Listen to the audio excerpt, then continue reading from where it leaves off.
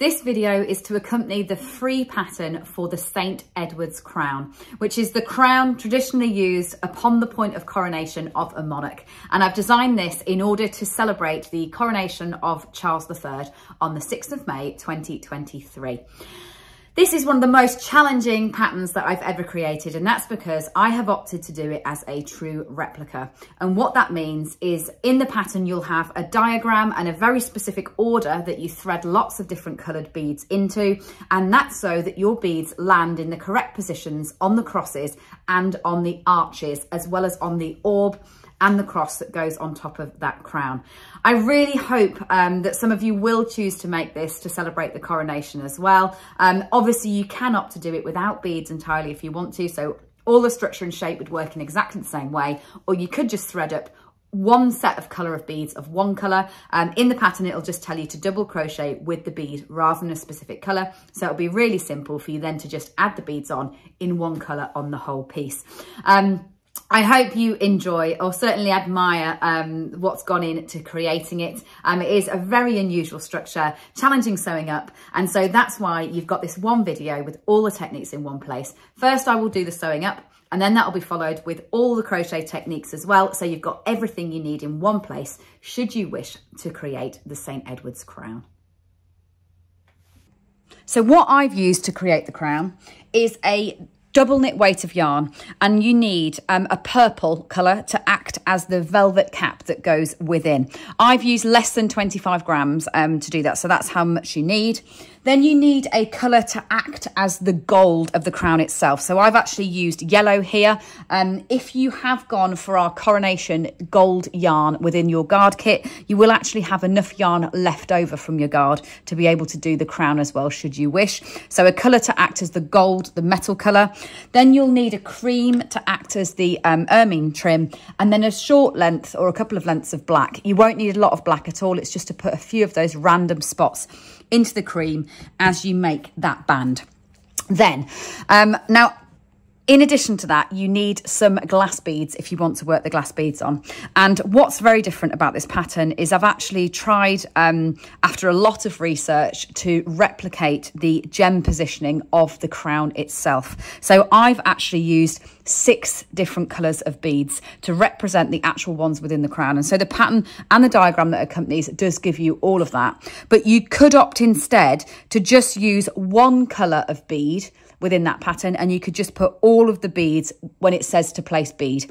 The way that the pattern's written is it tells you to string up the beads in a particular order. That will land them in the exact positioning to get them in the right place. But if you just wanted to use one type of bead, say, even if you just wanted to use the clear, or if you wanted to use the gold or the ruby, you could just then put one into each position when it says to double crochet with a bead. Now, what I'm going to do first in this video is actually sew it up, then I'll do the individual techniques afterwards. So the first thing to sew together will be the ermine trim. And to do that, you need to just take the piece that you've made, fold it in half, and then sew those first chain stitches to your last ones like that.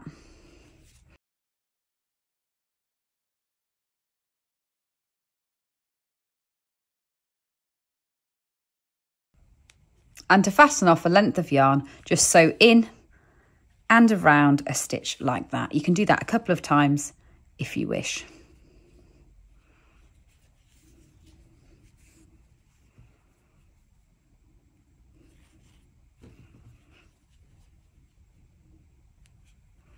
And then using another length of yarn, so I've actually used the other end there, I'd left a nice long one on.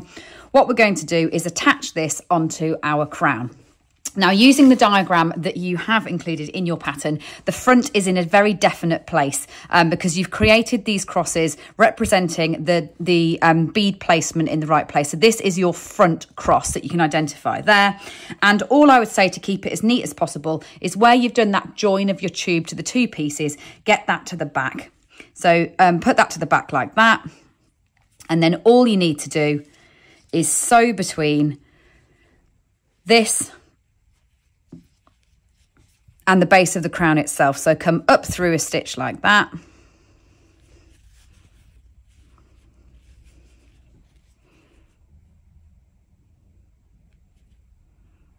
And then down through the other side. and sew all the way around the edge like that, coming up through those stitches. You did the slip stitches to make that nice and neat, and then coming back down the other side.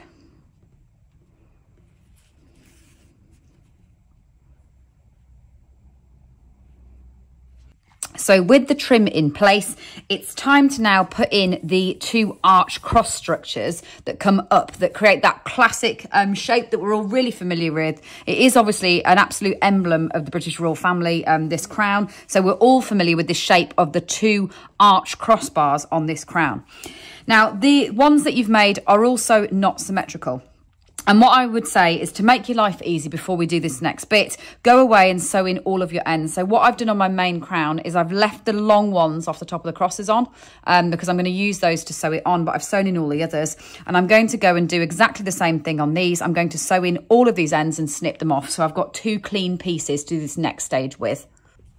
So with all the ends chopped off these 2 pieces, arrange them so that they're the way that they run. So use your diagram to actually line up the colours to make sure you've got the right one in the right place. So you've got a definite front and back like that. And you'll have 2 gaps between the gems on the top. That will form a cross with which we'll actually sew the orb and the cross on the top at the ends. But just arrange them like that for now. Then bring in your crown, and once again make sure that that's in the correct place. So I need my hyacinth at the top to form my front like that. And what we're going to do is we're going to slot this structure inside our main crown. So we're going to drop that inside there like that. And the piece that we now need to, it's a bit like a jigsaw puzzle, which is why I very much decided that we needed a video for this one. Then we're going to slot this piece inside there like that. And then to secure it all in place, once you're certain, I double check once again that you're certain that you're in the right place. What I would do is I'd actually put a bit of a stitch through the middle of that cross like that, so that that's going to hold itself in place. So just get yourself a length of the colour that you're using to do the metal, so yellow in my case. Create that as a cross and just put a couple of stitches through there to hold that in place. You don't even need to finish those off, because you can use those ends then, you see, to put the orb on at the end. And then what you need to do here is along the sides, the way that these will be sewn on is your crosses will come up like this to join those bands like that afterwards. But what we need to do is we actually need to sew our cap in first. So we've got to sew our cap into position like that onto the top of the actual headband to this piece here. So get the end of your cap with your purple piece like that. You can see I've left a long end on there as well. I'm going to slot that back in. I'm going to start here from this one. So I fold that cross up to make sure that that's where my cross will eventually sit like that. But I can't tack that into place until I've got my purple cap in position first. So I'm going to put 1 stitch that side of it like that to hold that into place. Then you can miss 4 stitches along the side of your cap. You can do it this precisely because obviously all the numbers add up. If you're not worried about it being this precise, of course, you can just leave a little gap and sew it to the other side, but you can miss 4 stitches. So 1, 2, 3, 4 like that. And then start to sew the edge of the crown onto that cap. So come through like that. And then use the same technique that we've just used for doing the attaching the rim onto the headband as well. So come up through that one and then up through there.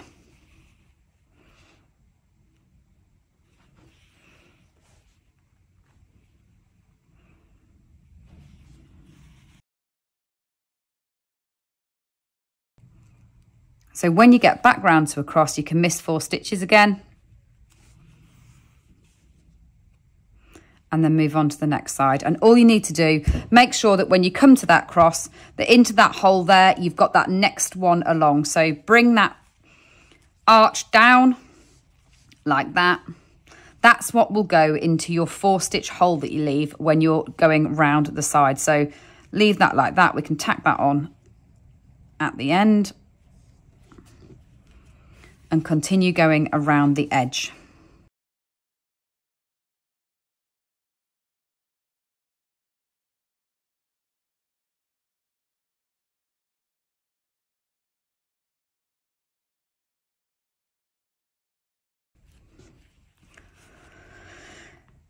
Get your arch in place, miss 4 again.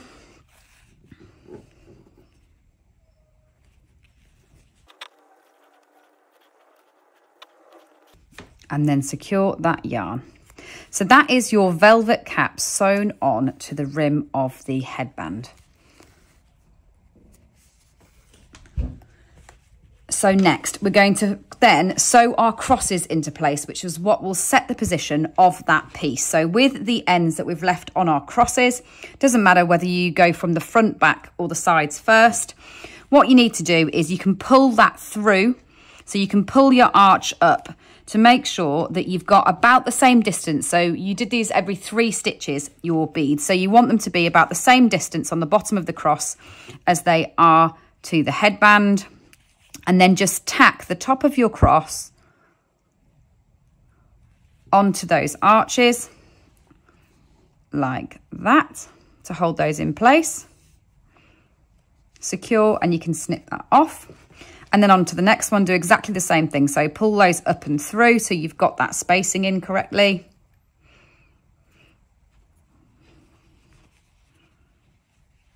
Like that.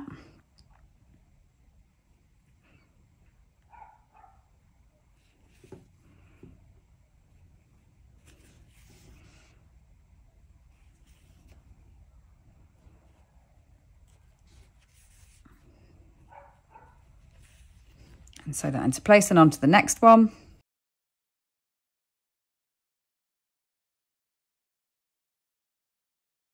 That's now set the lengths of those top arches to make sure that they will curve correctly. And what you have inside is a cross section like that, where it will sit on your doll's head.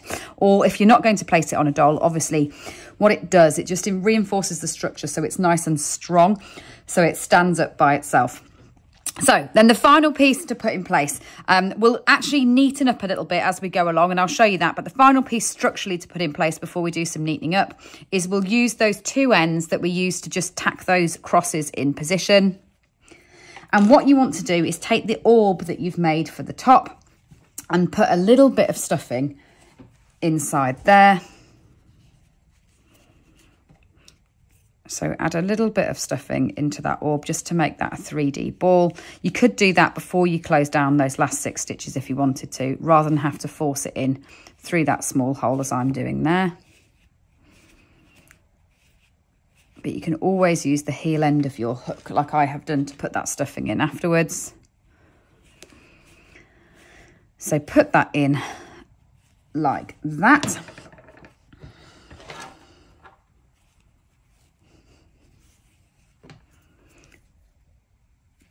Then you can gather those stitches together.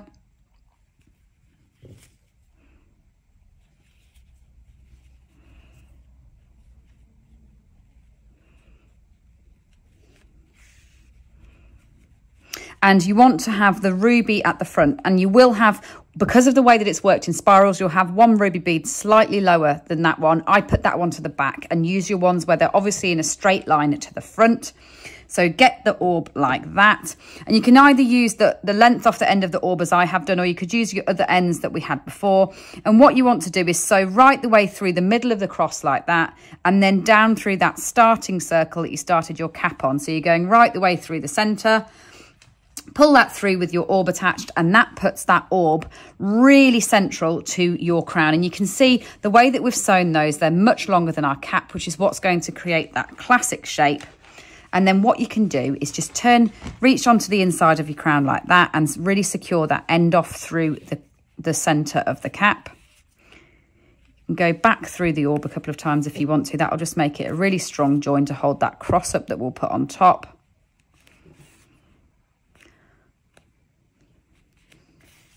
There we go. Right, so with those pieces in position, now we really just need to set about tidying it up a little bit so that we get that really crisp finish, because obviously we are trying to represent a very metal object, and it's a very iconic object as well. So what I would say to neaten all of this up now is I would use these ends that we've got from the crosses that we just tacked them onto the arches with originally, and you can choose to go back through and actually secure them through the cap if you want to. So that means go through the purple piece underneath, and you can just secure those crosses down so that they stay nice and flat.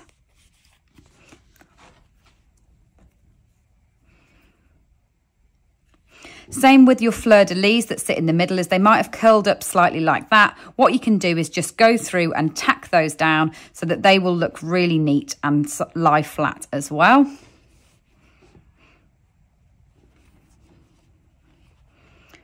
Just show you how to do that. Now I'm going to do that with one length, which won't give you a very tidy inside of your crown. Now, if that doesn't matter to you, then you can do it in one length like that. If not, you could alternatively rejoin some yellow and just run a piece of yellow around that edge to put your fleur-de-lis in place. So do you see how I'm just sewing into the ends so they sit nice and flat like that between the crosses? That'll mean that you really expose all the detail on the crown.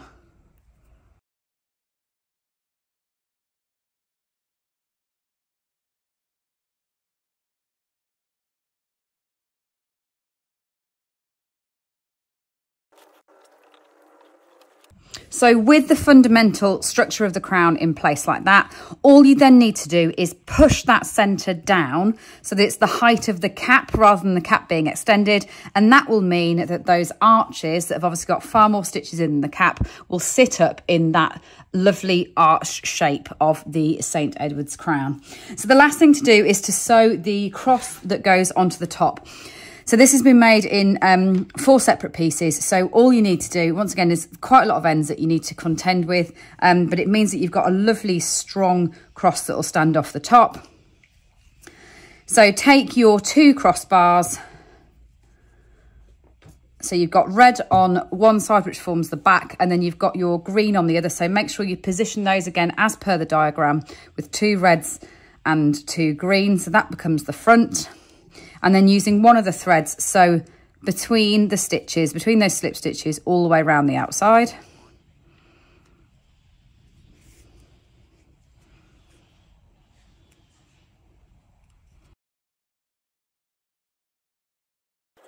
And then sew in all the other ends and snip them off.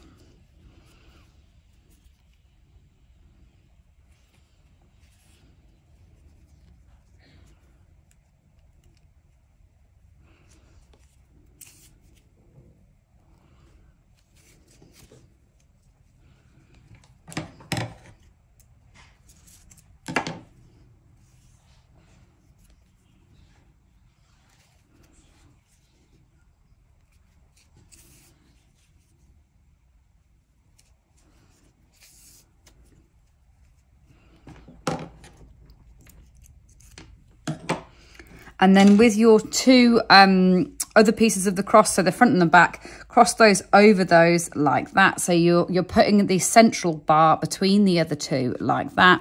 And then do exactly the same thing again, sew around the middle.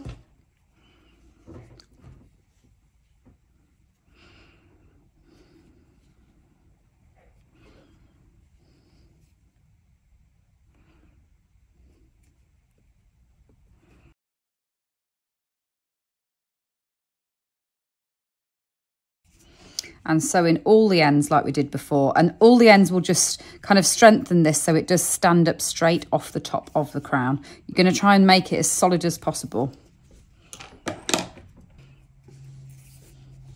And so with that done, the final thing to do is to sew that cross onto the top of the orb. So make sure, once again, you refer to your diagram, you've got your teal ones and your ruby ones in the right position based on the front, which is there. That should be where you've got the front ruby one as well, and then sew that into position on the top of the orb.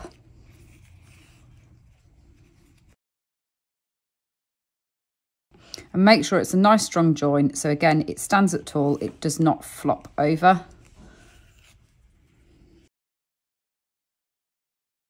Then snip off all the ends, and that is your St. Edward's crown for the King's coronation complete. Now, this is a very advanced project. I hope you really enjoy making it, whether you decide to go for it without the beads, with one coloured beads, or go the full whole hog and actually get all these beads in the correct places. It's a really nice project, a project to kind of mark this historical point in time, and I hope you really enjoy putting it together. So now for a few techniques that directly relate to the crown, things that you might not have done before. So the first thing that's quite important is how to get a bead onto yarn. So if you are choosing to use beads when you're making your crown, what you need to do is you need a strong piece of thread like this. And to get a glass bead onto your yarn, you put the yarn through a loop that you create on that piece of wire. And I've used fishing wire, but you can also use something like dental floss should you wish. And then what you do is you fold that strong wire in half and you push the ends through the center of the bead like that. And then all you do is you pull that bead onto the yarn, and that's how you get your beads onto your yarn. Now, the big thing to mention there is if you are wanting to make the exact replica where all the beads are landing in the correct positions, you need to follow the instructions in your pattern, and it will tell you to load in a very specific order, such as 1 diamond, 1 teal, 1 diamond, 1 teal, 1 amethyst. Those instructions will work for a right-handed crocheter. If you are a left-handed crocheter, what you need to do is load them up in the reverse order in which they are stated. So just as a heads up there, the pattern is written for a left-handed order of loading to land them in the correct positions. As a left-handed person, reverse the order of the beads, and then you will be able to create a replica. You're just working it backwards the other way around that circle. So that's how to load up beads. Now let's talk a little bit about actually chaining and slipping into a circle, because this is a technique that you'll be doing quite a lot in here as you're making the different pieces, and they are quite long chains. So I'm going to do 30. You'll actually be doing up to 48 or even 72 in parts of this pattern. What you need to do is chain. So I'm going to do 30. 1, 2, 3, 4, 5, 6, 7, 8, 9, 10, 11, 12, 13, 14, 15, 16, 17, 18, 19, 20, 21, 22, 23, 24, 25, 26, 27, 28, 29, and 30. And then hold your chain so you can see all the V's facing one direction like that. Turn it in on itself so the backs are all facing inwards. And then put your hook into the first one that you crocheted like that. So next to your slip knot, and all you need to do is yarn over, bring that through both. That's then chaining the set number of stitches and joining them into a circle. And what you would then do is turn immediately upon yourself there and double crochet into that first one. So I'm just going to do one round because I'm going to need that to then show you what we then do in terms of crocheting with the beads. So you put your hook into the center of the V of the chain like that, and crochet around. So then there's a couple of things to show you with regards to crocheting with a bead. So when you come to double crochet with a bead, what you need to do to make sure the bead lands on the right side of your work, so on the front, on the outside of your piece, is to bring that bead up before you actually work that stitch. So there's me back to the beginning. So a double crochet with a bead, what you need to do is bring one of the beads up off your yarn. So you string them all up first, you bring it up off your yarn, hold your bead with your yarn just to the front, and then go into the stitch behind the bead, yarn over, and then double crochet. And it's that simple. You're double crocheting and you're leaving the bead in place. So that's one with a bead. Then I'm going to do 2 without. Then 1 with a bead, you bring it up.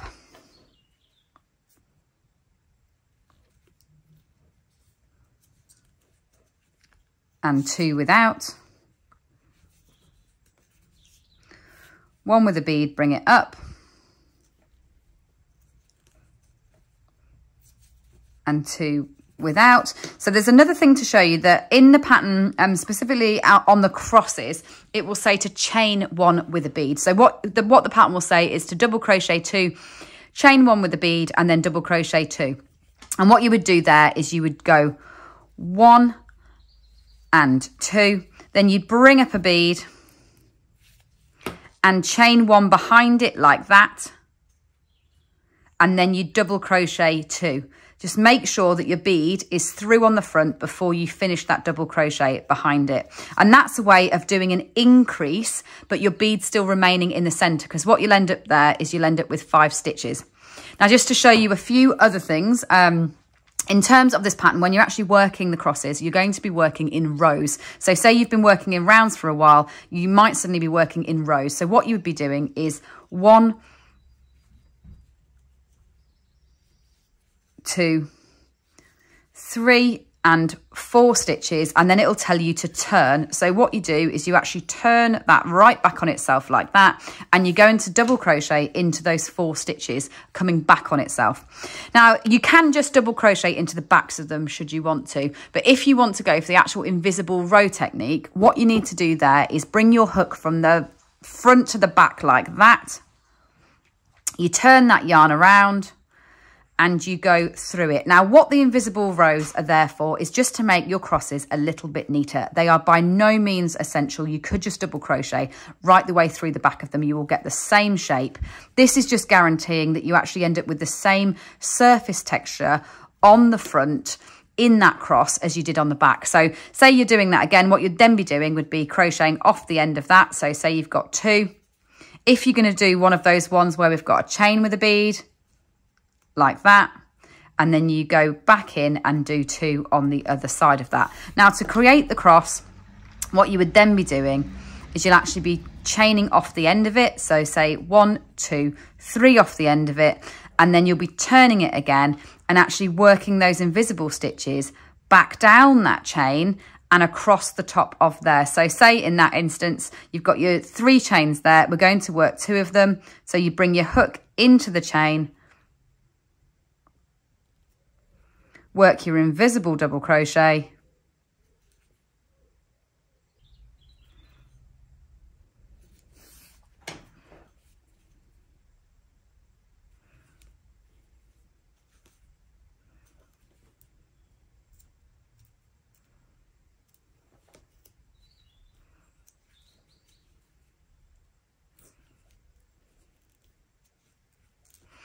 and then when you get to the other end, you're going to be creating the other side of the cross. So what the pattern will then have you do is chain again. So you'll be chaining once more. And that will then create the other side of the cross. So then you'll go back to doing double crochets on that. So that's a quick run through of how you would do a cross. But the next thing that I want to show you is really how I've opted to encase the beads. So I could have just put the beads straight onto the double crochets like I have done there. But actually, instead, what I've done is I've crocheted either side of them from the rounds above. And that means that they look like they're actually embedded, well, I guess attached in the way that they would be onto the metalwork. So to do that, I'm just going to quickly run round again. So I'm back to where I was. So when you get to the part of the pattern where you are working the long stitches, in order to make the beads look like they are embedded in that piece, what you need to do is work a long double crochet stitch. And to do that, you come down beneath the normal stitch. So the normal stitch you'd be working would be up here. You come down beneath that, you yarn over, and you'll find you get this long thread that you have to bring it with you in order to finish that stitch. That's the thread that has to go to the side stated. So say it would be going to the left-hand side of that. And on this next one, I'll show you one that goes to the right-hand side. You don't do those in the same round. You do them in rounds after each other. So say it's a right-handed one. What you would do is you come down here into the hole beneath the bead like that.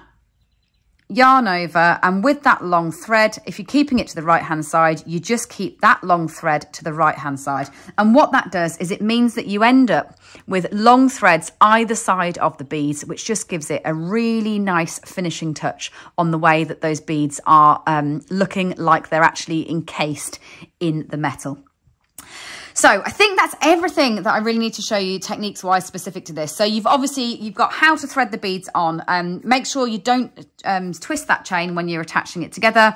You've got your double crochet with a bead, your chain with a bead, your long stitch going left and right of that in order to make them look like that.